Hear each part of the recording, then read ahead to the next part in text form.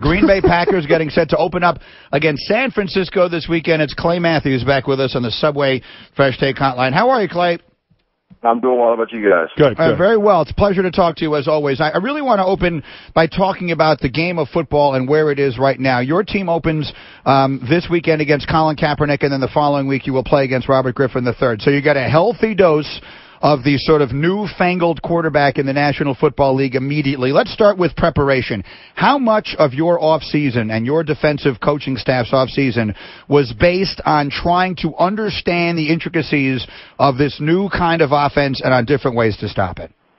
Well, I can tell you right now, we started from day one in OTAs when we came back in the offseason, working on this read option, pistol, take offense, for lack of a better term. So we've definitely been working on it. You see this trend with quarterbacks, as you mentioned, Kaepernick, RG3, Wilson. So, I mean, it's around the league now. It's definitely a part of offenses. So it's something to have in our defensive game plan, something to game plan for. So we've been working on it, especially after what we saw last year in the playoffs specifically, and then opening up the season with two of these quarterbacks. We're ready, though. We feel good about it. Yeah, I'm hoping the new implementation of this is to hit the quarterback. Well, that really is the point. Golic keeps saying the key to this is just hit them as hard as you can, and they'll eventually stop doing it. Well, you're absolutely right. I think, one of the things that the referees have told us is that when, these quarterbacks carry out the fakes, they lose their right as a quarterback, a pocket passing quarterback, the protection of a quarterback. So with that, you do have to take your shots on the quarterback, and obviously they're too important to their offense. So if that means they pull them out of that type of offense and make them run a traditional drop-back pocket-style offense, I think that's exactly what we're going for. So, you want to put hits as early and often on the quarterback and make them uncomfortable. Your defense overall, Clay, in statistics, sometimes you can't go by them all, but they're there. 2 years ago, you guys were dead last in the league, and this past year you got close to the top 10. You finished 11th. What's been the difference in your defense this year?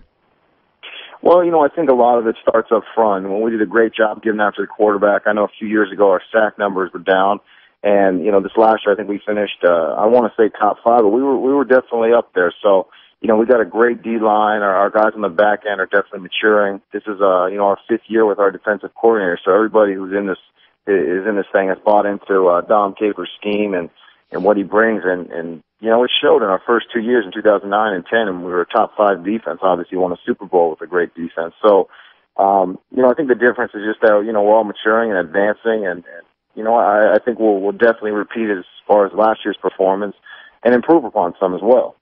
Mike and Clay Matthews with the Packers again getting set to open against San Francisco, and a little bit of transition from a leadership standpoint on your team. Several of the very well-known veterans not back in Green Bay this year. Charles Woodson no longer there. Greg Jennings no longer there. Donald Driver no longer there. Jennings and Driver, each in their own ways, had some critical comments they made about your team's quarterback, Aaron Rodgers, which surprised a lot of people. What was your reaction to what Jennings and Driver said about Aaron?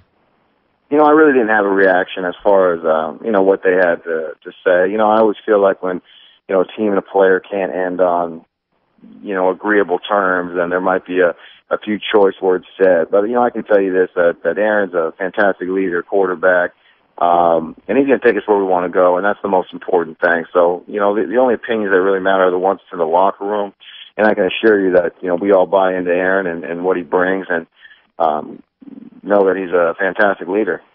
Yeah, as far we talked about dealing with the pistol and such, but how about defensively overall? In the last few years, as you've seen how flags are thrown defensively and what the intent is with the NFL and head injuries, have you guys talked about, and/or has it been practice on the field about different kinds of hits now defensively?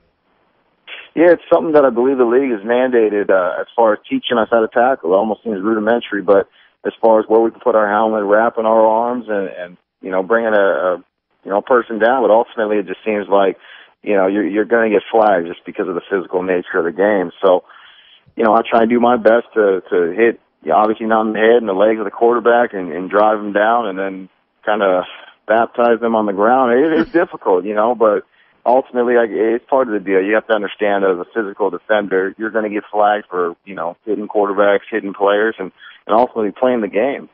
Mike and Clay Matthews, and I would imagine that most times if you walked up to a big, tough football player and said, you're a mama's boy, that wouldn't go so well. But in your case, it might be a little different, Clay, and why don't you explain why? Yeah, absolutely. No, I teamed up with Campbell's Chunky Soup this year as the latest member of the Mama's Boy campaign, and obviously this includes guys like McNabb, Urlacher, Strahan, even Reggie White. So, it's a perfect fit. I'm really enjoying it, especially with, it has such history to, everything that they've been a part of. I like to think that kind of is similar with my family. So, we've teamed up, and it's been fantastic. So I'm thoroughly enjoying and being part of this, elite fraternity of guys. And what's nice is that Campbell's is also going to donate $1,000 to Clay's charity for every sack that he has during the NFL season. So every time you see him making that, muscle flex, a couple of dollars have just been donated.